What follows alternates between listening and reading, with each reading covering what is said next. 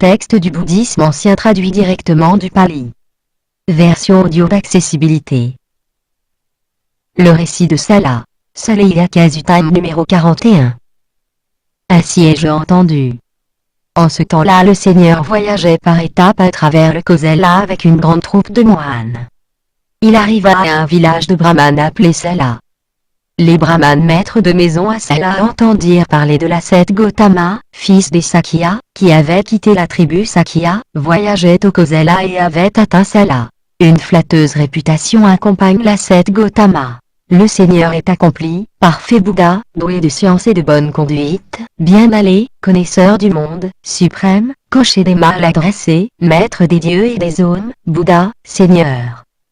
Il voit de ses propres yeux, par connaissance directe, le monde avec ses dieux, ses maras, ses brahmas, cette humanité avec ses ascètes et ses brahmanes, ses rois divins et ses hommes, et il le proclame. Il expose l'enseignement, excellent au début, excellent au milieu, excellent à la fin, avec le fond et la forme, et il décrit la vie sainte et pure dans sa totalité. Il est bon de voir de tels accomplis. Les brahmanes maîtres de maison à Sala se rendirent auprès du Seigneur. Certains saluèrent le Seigneur en arrivant et s'assirent convenablement, d'autres échangèrent avec le Seigneur des paroles courtoises et mémorables avant de s'asseoir convenablement, d'autres encore s'inclinèrent mains jointes devant le Seigneur et s'assirent convenablement, il y en eut qui dirent au Seigneur leur prénom et leur nom avant de s'asseoir convenablement, et d'autres qui s'assirent convenablement sans rien dire. Quand ils furent tous bien assis, les brahmanes demandèrent au Seigneur. Pour quelle cause, pour quelle raison, certains êtres, à la cassure du corps ou après la mort, tombent-ils dans une perdition, une mauvaise destinée, une déchéance, un enfer? Et pour quelle cause, pour quelle raison, d'autres êtres, à la cassure du corps ou après la mort, atteignent-ils une bonne destinée, un monde céleste? C'est à cause d'une conduite incorrecte et déplacée, maître de maison, que certains êtres, à la cassure du corps ou plus tard après la mort, tombent dans une perdition, une mauvaise destinée, une déchéance, un enfer. Et c'est grâce à une conduite correcte et convenable que d'autres êtres, à la cassure du corps ou après la mort, atteignent une bonne destinée, un monde céleste. Nous ne comprenons pas bien ce que l'honorable Gautama a dit succinctement sans le détailler. Il serait bon que l'honorable Gautama nous en donne la teneur de façon que nous en comprenions le détail. Alors, maître de maison, écoutez et prêtez bien attention, je vais parler. Bien, vénérable, répondirent au Seigneur les maîtres de maison brahmanes de Sala. Le Seigneur dit ceci. Triple, maître de maison, est la conduite physique incorrecte et déplacée, quadruple la conduite verbale incorrecte et déplacée, et triple la conduite mentale incorrecte et déplacée. Comment la conduite physique incorrecte et déplacée est-elle triple? Voici. Quelqu'un détruit le souffle vital, il est brutal, a du sang sur les mains, et il s'est enfoncé dans la violence et le meurtre, sans pitié pour les êtres vivants. Il s'approprie ce qu'on ne lui donne pas. Ce qui est à autrui, propriété d'autrui, que ce soit dans la ville ou à la campagne, il s'en empare sans qu'on le lui donne, on appelle cela un vol. Il se conduit mal sexuellement. Il a des relations avec des femmes qui sont sous la garde de leur mère, de leur père, de leur sœur, de leurs frères ou de proches, jusqu'à leur mariage, avec celles pour qui on a choisi un mari, avec celles qui sont interdites sous peine de châtiment, et même avec des femmes de mœurs légères. Voilà, maître de maison, comment est triple la conduite physique incorrecte et déplacée. Et comment, maître de maison, la conduite verbale incorrecte et déplacée est-elle quadruple? Voici. Quelqu'un profère des mensonges. Il se trouve dans un tribunal, une assemblée locale, au milieu de ses proches, au sein de sa corporation ou à la cour du roi, et on lui demande de témoigner. Dites ce que vous savez, honorable monsieur. Mais il dit qu'il sait alors qu'il ne sait pas, ou qu'il ne sait pas bien qu'il sache, ou encore qu'il a vu alors qu'il n'a pas vu, ou qu'il n'a pas vu bien qu'il ait vu. Il ment en toute conscience, dans son intérêt propre, dans l'intérêt d'autrui ou pour une broutille. Il parle comme les démons. Il raconte là-bas ce qu'il a entendu ici pour faire exclure ceci, ou il raconte ici ce qu'il a entendu là-bas pour faire rejeter cela. Ainsi, il sépare ceux qui s'entendaient bien, accentue les dissensions, aime les discordes, se réjouit des conflits et parle pour semer la zizanie. Il parle durement. Il dit des paroles rugueuses, brutales, blessantes, irritantes, pleines de colère et nuisibles à la concentration. Il parle vainement. Il parle à contretemps, faussement, de façon déraisonnable, inexacte, incontrôlée et agaçante. Ou il parle quand il ne faut pas, de manière injustifiée et bavarde autant qu'inepte. Voilà comment la conduite verbale incorrecte et déplacée est quadruple. Et comment, maître de maison, la conduite mentale incorrecte et déplacée est-elle triple? Voici. Quelqu'un est cupide et convoite le bien d'autrui. Ah! Puissais-je posséder ce qui est à lui? Il est plein de malveillance et mal intentionné.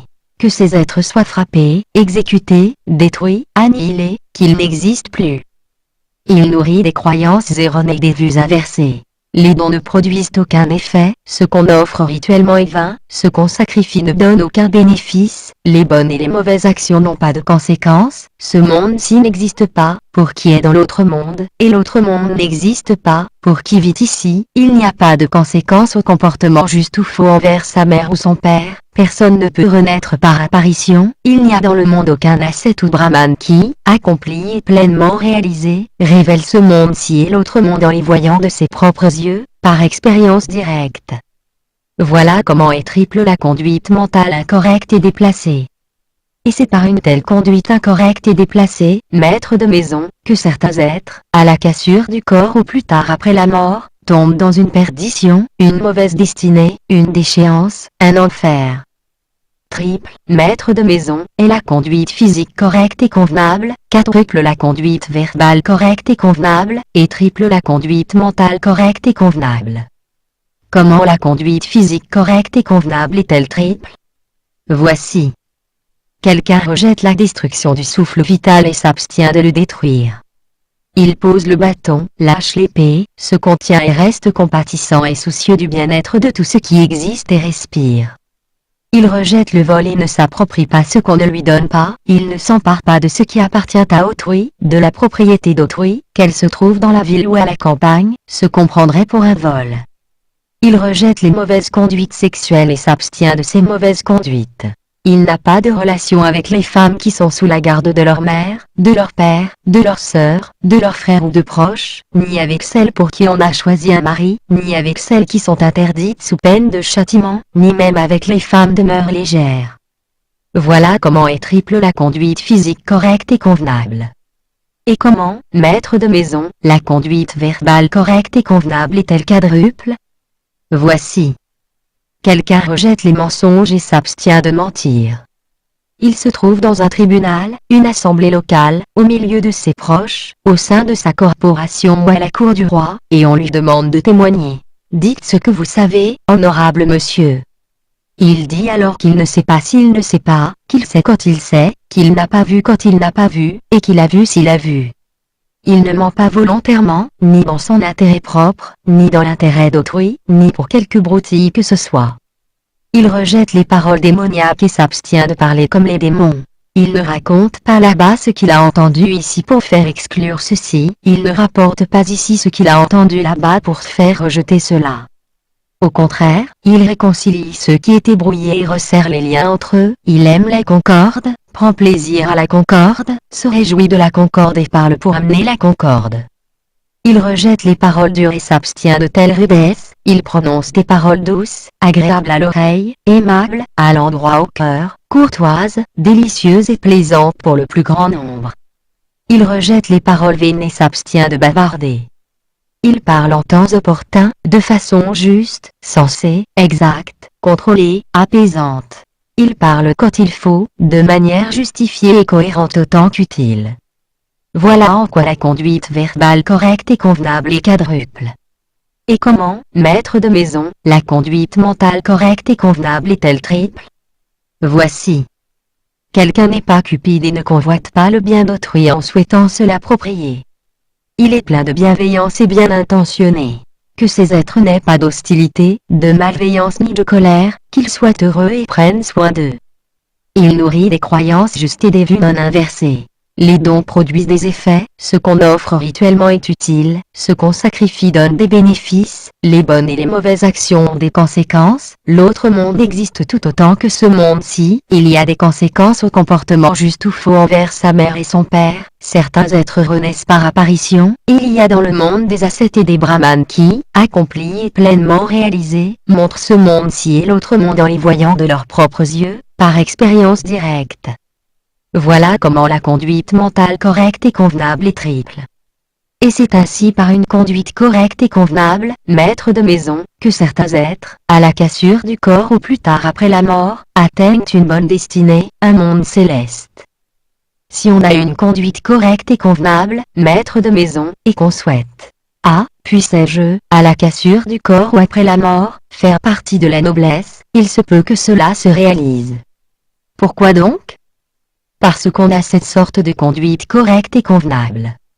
Si on a une conduite correcte et convenable, maître de maison, et qu'on souhaite, puissais-je, à la cassure du corps ou après la mort, faire partie des brahmanes, des maîtres de maison, des 4 grands rois divins, des dieux 33, des dieux Yama, des dieux Tusita, des dieux qui aiment créer, des dieux qui ont pouvoir sur les créations des autres, des dieux du groupe des Brahmas, des dieux brillants, des dieux de brillance limitée, des dieux de brillance illimitée, des dieux resplendissants, des dieux radieux, des dieux de radiance limitée, des dieux de radiance illimitée, des dieux couverts de gloire, des dieux Vyapala, des dieux Avika, des dieux Atapa, des dieux Sudasa, des dieux Sudasi, des dieux Akanya, des dieux du domaine de l'espace infini, des dieux du domaine de la conscience infinie, des dieux du domaine du néant, des dieux du domaine sans perception ni non-perception, il se peut que cela se réalise.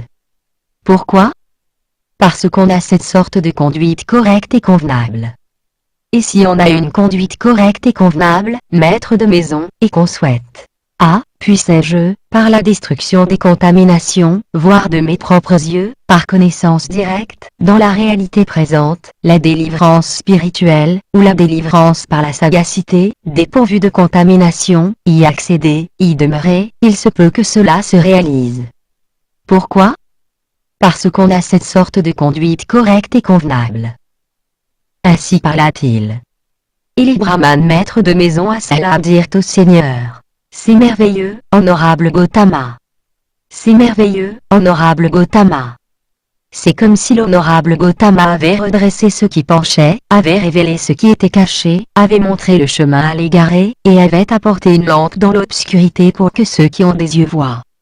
C'est ainsi de plusieurs façons que l'honorable Gautama a exposé la réalité. Nous cherchons refuge auprès de l'honorable Gautama, du Dhamma et du Sangha monastique. Que l'honorable Gautama nous considère dès à présent comme des fidèles qui garderont le refuge aussi longtemps qu'il leur restera un souffle de vie. Note du traducteur. Il n'y avait pas de monastère à Sala. Gautama et les moines s'établirent dans un bois à côté de la ville. Cette formule est expliquée dans le Visuddhimagga chapitre 7. Commentaire.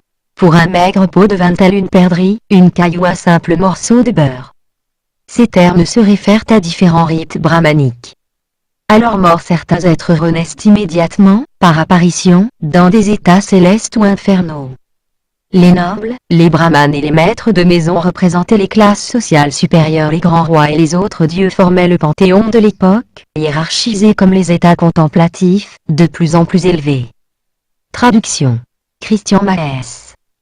Réalisation vidéotexte. Les connaisseurs du monde.